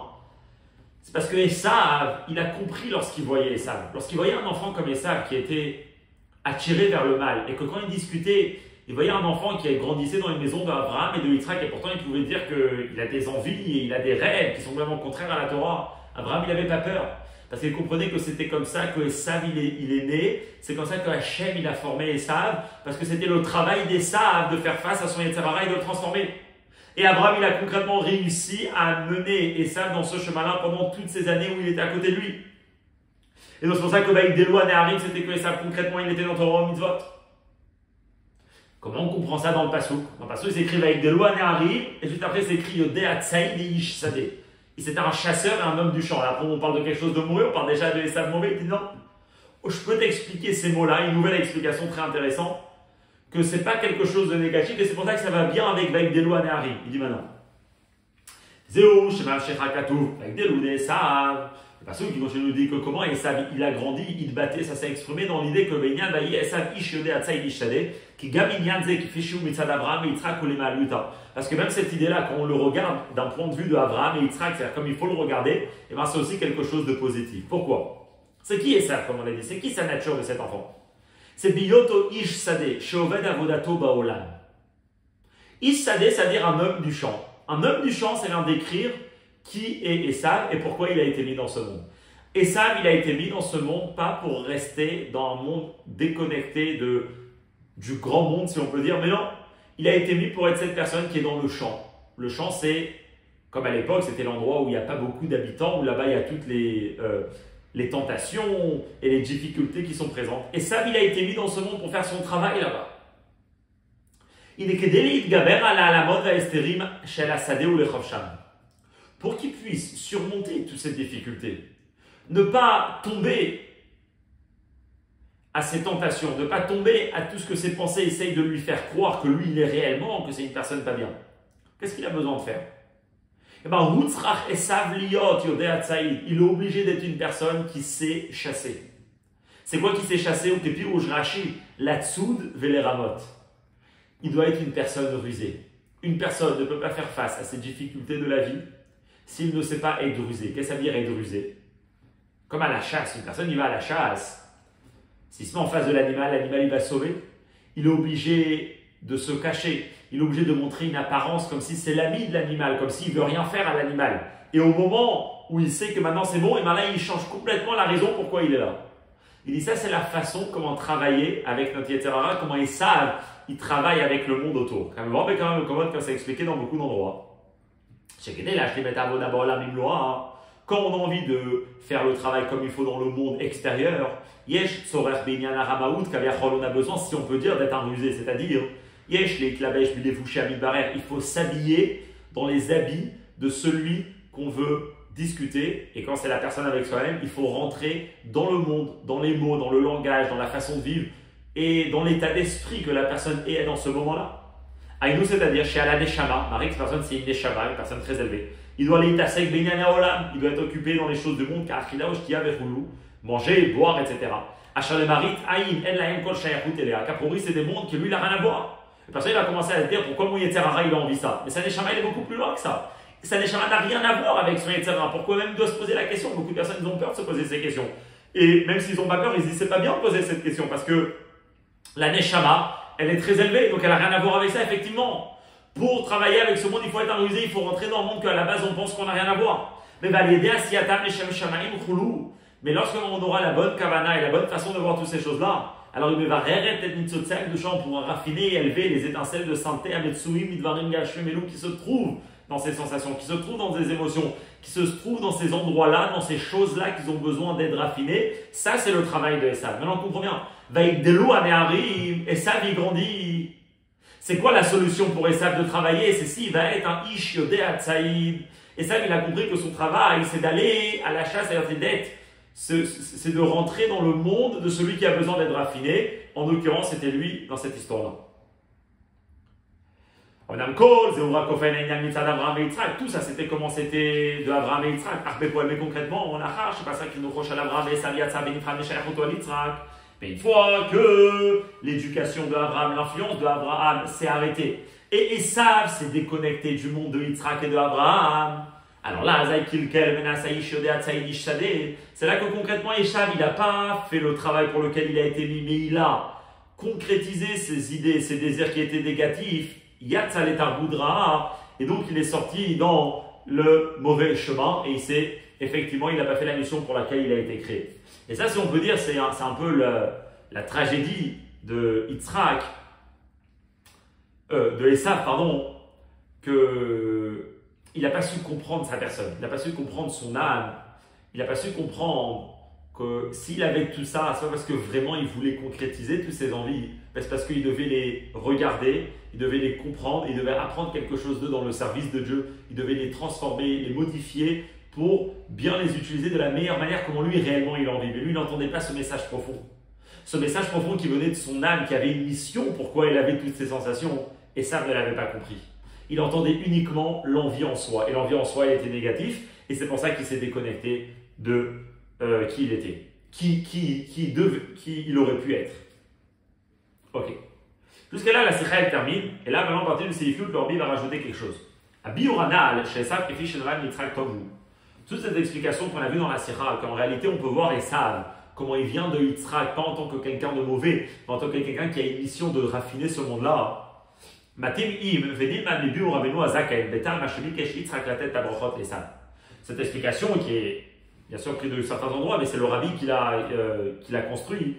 Elle est similaire à ce que l'Admour Azaken il explique dans l'Écoute Torah, dans Torah Or, dans Parashat de cette semaine, par rapport à la fameuse question comment ça se fait que Yitzhak a voulu bénir Esav. À la fin de sa vie, Yitzhak il sait c'est qui Esav. Et il décide de le bénir. Pourquoi il veut lui donner? Quand on voit les bénédictions qu'il a données à Yaakov, on voit qu'il veut lui donner tellement de bénédictions. Quoi, Yitzhak il ne savait pas? Qu'est-ce que là-bas il explique l'Admour Azaken? C'est très intéressant. Shaya c'est Mishum chez Yitzhak Gra'a et Esav Fishiu Mitzad Reché. Ashasham Murgashim Kanal Atov Ve'ailouy Shebeseder Avoda Baolam. Shebeseder Avoda Beolam ou Beinyana. Parce que Yitzhak, quand il voit Esav, il n'est pas en train de voir Esav, ce que tout le monde est en train de regarder. Esav, il est en train de comprendre que tout ce qu'on entend de Esav, c'est secondaire à une voix plus profonde qu'il a, qu'en réalité, il a envie de travailler ces choses-là. Les gens, ils n'entendent pas ça. Les gens, ils entendent Esav, le concret, qui a des désirs qui sont même Esav, il n'entend pas ça, il se comporte mal. Mais Yitzhak, qui comprend le profond de ce qui se cache derrière tout ça. Et donc, qu'est-ce qu'il a envie? Il a envie d'aller bénir Esav. Il a envie d'aller élever Esav. Qu'est-ce qu'il a envie de lui faire? De lui apprendre de ne pas avoir peur, de ne pas se décourager de toutes ces difficultés qu'il est en train de vivre dans le Olamazé. Parce qu'au contraire, lui, il a une mission qui est très très élevée, qui est Ve'aderaba, l'Irbosh, de conquérir, Velifol et d'agir. Chez Olam Goufa, que ce monde-là qui a l'air détaché de Dieu, Idbarer sera raffiné, Veitalel et Idusha, et se transformera à la Idusha. Ça, c'est l'explication que l'Admour Azaken il explique, qu'elle est bien sûr bien compréhensible sur tout ce qu'on a expliqué jusqu'à maintenant sur Esav. Alors, pour terminer, qu'est-ce qui va se passer concrètement dans l'histoire? Qui va recevoir finalement les bénédictions? C'est Yaakov. Il y en a qui apprennent, Yaakov, il a reçu les bénédictions parce qu'il ne fallait pas que Esav il les reçoive. Mais après, ce qu'on est en train d'expliquer maintenant, c'est super important que Esav reçoive des bénédictions. Parce que se décourager de Esav, c'est se décourager du monde. C'est se décourager de toute la mission. Pourquoi énormément de gens ont été mis dans le monde. Donc là, la personne, il voit une mission, il a envie d'élever ce Esav. Les gens ne comprennent pas. Parce que les gens, ils voient une personne de mauvaise. Mais lui, il comprend c'est qui est Esav. D'un autre côté, il ne le fait pas. Finalement, il va donner à Yaakov. Pourquoi? Pas parce qu'on a envie d'oublier Esav. Il dit Kirak beyado Yaakov levarer et olam. Parce qu'en réalité, c'est que Yaakov qui peut faire ce travail-là de raffiner Esav. Et là, le Rabbi relie les deux. Pas voir Yaakov et Esav comme des contradictions. Le Rabbi dit les brachot ils viennent chez Yaakov parce que Yaakov il va faire le travail plus tard de raffiner Esav. C'est pour ça que finalement plus tard la Torah raconte quand ils vont se rencontrer. Mais finalement Esav ne va pas être encore prêt. Donc là ça va être le travail de la dernière exil de Edom, de travailler tout le monde de Esav, qui est tout le monde des tentations, le monde des désirs, qui sont le contraire de la volonté de Dieu, mais pas de les rejeter, mais au contraire de apprendre de eux pour les transformer dans le service de Dieu. Pourquoi c'est que Yaakov qui peut faire et c'est pas Yitzhak qui peut faire? Elle dit comme ça le Rabbi. דווקא על ידי היותו יושב אוהלים, שכוח התורה בידו, יש ביכולתו אחר כך לברר את העולם הזה ולעשות בעולם נראה לו יתברך. C'est parce que Yaakov, il représente celui qui est assis dans les tentes. Yaakov, il représente l'étude de la Torah. Chaque patriarche, il représente autre chose. Mais Yaakov, il représente l'étude de la Torah et c'est que par la force de la Torah qu'une personne il peut réussir à faire ce travail de raffiner le monde. Une personne ne peut pas dire je sors dans le monde et j'ai la mission, parce que le monde il est trop fort. C'est que grâce à la vision de la Torah, à la perception de la Torah qu'on peut arriver à faire ce travail. C'est pour ça que Yitzhak ne peut pas le faire. Yitzhak il avait une autre mission, c'est expliqué dans d'autres sikhot, mais Yaakov c'est lui qui avait la mission parce que c'est que par la force de la Torah qu'on peut réellement réussir à traiter chaque sujet, à le travailler et à le transformer dans la Kedusha. C'est Yves Tudalev, c'est là le Rabbi où on va terminer. Mais Zoïgam Aora, Bavoda Bepoel, et ça c'est un enseignement qu'on peut apprendre dans le service de Dieu concrètement. On peut apprendre la chose suivante. Nous, on va être appelé Bnei Israël, on va être appelé Bnei Yaakov, c'est-à-dire que nous, on est le peuple de Yaakov, a pour nous notre mission essentielle, c'est Chassida Meoulé. On est tous des tzadikim, on doit tous vivre dans un monde qui est uniquement le monde de la Torah, un monde déconnecté de la réalité intérieure de chacun. Rabbi dit non. Cela ne veut pas dire qu'on doit se contenter du travail, d'être assis dans les tentes, sans faire face au monde intérieur de chacun. Nous ont déjà dit que la Torah celui qui dit que moi j'ai que la Torah, j'ai que le monde de la Kedusha, il leur dit Chulou, etc. Même la Torah il n'a pas. Et là, on doit aussi être occupé dans le travail de Ishadé, d'avoir affaire avec le monde, qui Gabavodazot, il sera à Yaakov, parce que même ce travail-là, il a été donné à Yaakov, comme on vient de voir avant, qu'on donne les brachot à Yaakov pour aller transformer ça. Ou Karem, c'est d'ailleurs l'allusion le plus rouge, Rachel Atevot, Vele Toldot, Yaakov et Sarah Mourim Paracha. La Torah, c'est écrit, voilà les enfants de Yitzhak. Et qu'est-ce qu'il dit Rashi? C'est qui les enfants? C'est Yaakov et Esav qui sont cités dans la paracha. Bien sûr, on sait. Ils vont les citer juste après. Le Rabbi apprend un enseignement à Pierre Chassidut. Tu veux savoir c'est qui les enfants de Esav? C'est le Yitzhak, c'est pas que Yaakov, c'est Yaakov et Esav. Mais quel Esav? Le Esav qui est raconté dans la paracha. Le Esav, concrètement, il s'était connecté. Mais le Esav, comment il est raconté dans la Torah, il a une mission qui est très forte. Al-Yudi la date, un homme doit savoir chez Mouchachim Liyosh Teatoladot Sugi Avoda, un homme doit avoir dans sa vie personnelle les deux façons de servir Dieu, c'est-à-dire En Avodat Yaakov et le travail de Yaakov dans la Kedusha, En Avodat Esav et le travail de Esav aussi dans la Kedusha, mais une autre forme de servir Dieu qui est travailler son Yetzirah. Alors l'Ochaz Veshalom qui fiche Esav Ayamepoel, pas le Esav qui est tombé et qui n'a pas réussi à comprendre pour la mission pour laquelle il a été mis dans ce monde. Et la Bofen Shamurim de Paracha, qui fait chez Savolato, il a un Torah, comment Esav il est raconté dans la Torah. Et là, chaque année, la mise de Bepo, elle aussi, une personne a envie d'arriver à ça concrètement. Une personne il a envie d'arriver dans la vie et pas se contenter uniquement de vie superficielle, que lui et Hachem, c'est deux mondes. Mais que vraiment dans son monde intérieur, il arrive à ressentir Dieu. Et qu'il ne sent pas que son monde intérieur ait une contradiction avec Hachem parce qu'il arrive à conquérir, à transformer, à rendre son monde intérieur avec Hachem. Alors, il faut d'abord s'investir dans le travail de Yaakov. Ishtam Yoshev Oalim, cette personne intègre qui est assise dans les tentes, c'est-à-dire dans les tentes. Et comme Rashi dit, Yaakov et Esav. Bien qu'à pour lui, le plus grand c'est Esav, parce que si on a envie d'arriver à Esav dans la vie, on est obligé d'abord de passer par Yaakov. C'est-à-dire, tout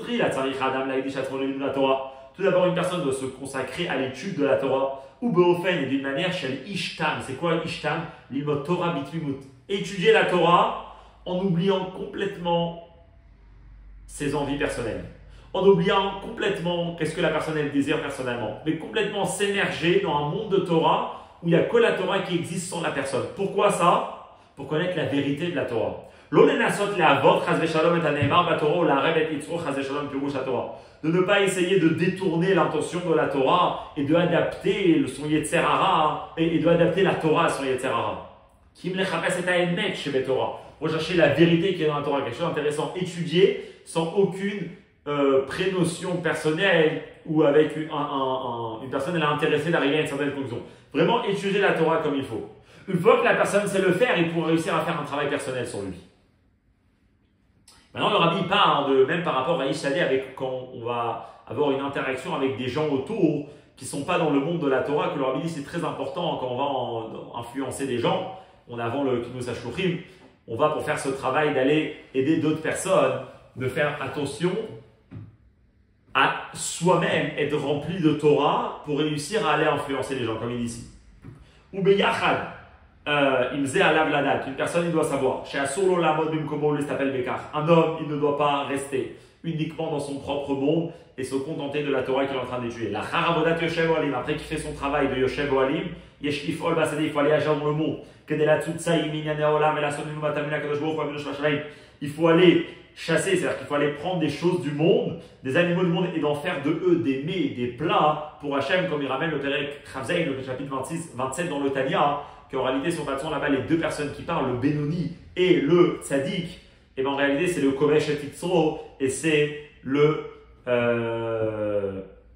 Chassid Améoulé. D'ailleurs, juste en parenthèse, cette sira, elle peut être vraiment un fondement essentiel, celui qui est encore en train de nous écouter. Cette sira peut être un fondement essentiel pour comprendre toute la vision du Tanya, puisqu'il explique énormément comment une personne est attirée par le mal, il ne le fait pas concrètement, c'est la vision du Benoni.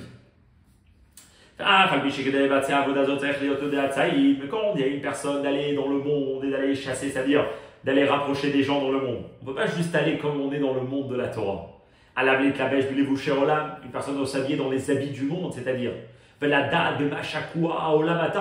une personne doit connaître dans quoi le monde il est en train de discuter. Une personne qui vit uniquement dans son monde et qui ne sait pas de quoi le monde à l'extérieur il est intéressé, il va rencontrer une personne, il n'aura pas une safa meshutef et il n'aura pas un langage commun.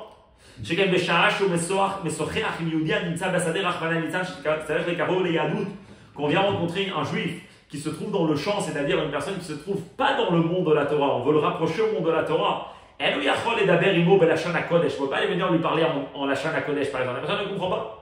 Et on ne peut pas lui parler de la même façon qu'on parle à quelqu'un qui est complètement émergé dans le monde de la Torah et quelqu'un qui est convaincu de la vérité de la Torah et de la beauté de la Torah et parler avec cette même simplicité et cette même vérité et les mêmes mots et les mêmes convictions à une personne qui n'est pas du tout dans ce monde. Et là, il faut lui parler dans le langage du pays et pas seulement dans la langue.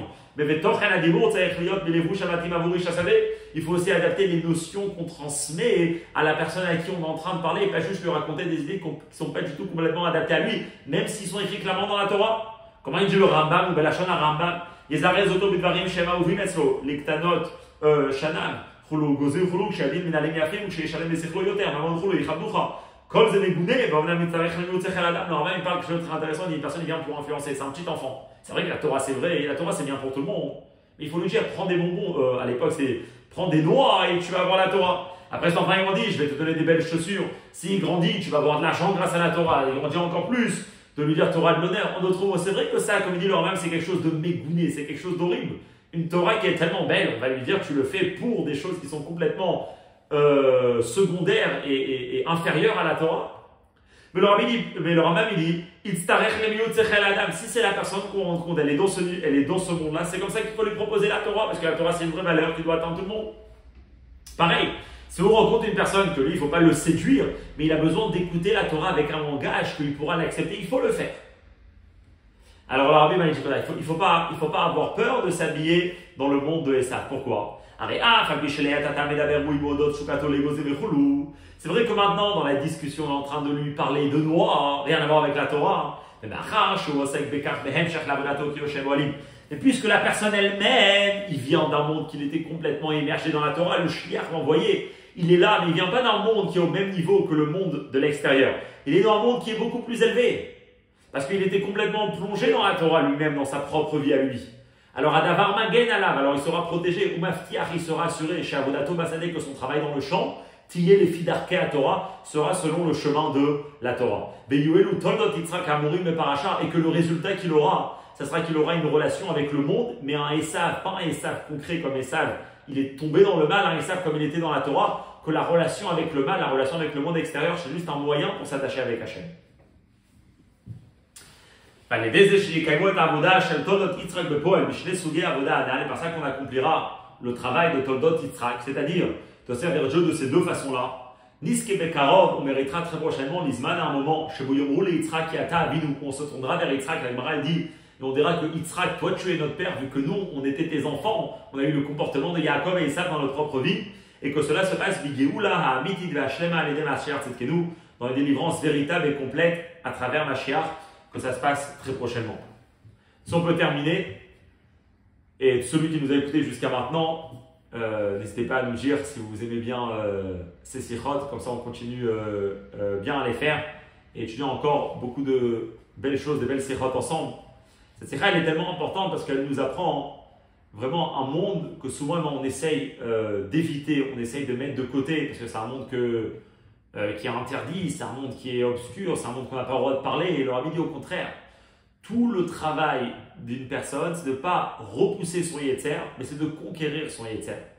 Et la vraie vision de la Torah, c'est que ce n'est pas quelque chose de négatif lorsqu'une personne il se réveille et il remarque qu'il est attiré par quelque chose de mauvais, mais au contraire, toute la vision de la Torah, c'est de dire si une personne il a ça qui se réveille, c'est parce que Hachem il a créé comme ça pour réussir à le transformer.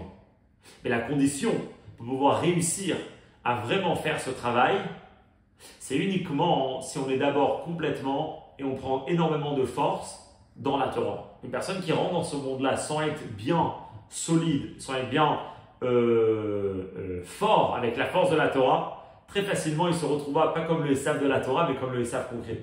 Alors Bezrat Hashem, on puisse bien être plongé dans la Torah et prendre toutes les forces pour pouvoir faire ce travail de Yaakov et Esav,